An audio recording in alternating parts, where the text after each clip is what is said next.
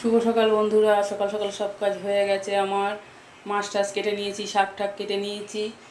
তা রান্না করব কি কি তোমাদের সাথে শেয়ার করি, চলো।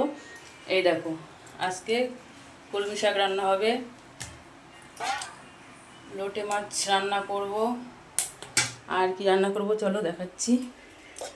এই দেখো, আলু পটল টমেটো কাটা আছে, এখানে মুসুর ডাল ভিজিয়েছি।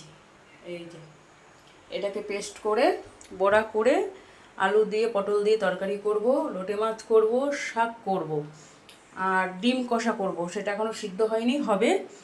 আর আমি সকালবেলা কি টিফিন বানিয়েছি তোমাদের সাথে শেয়ার করছি, তোমরা দেখো।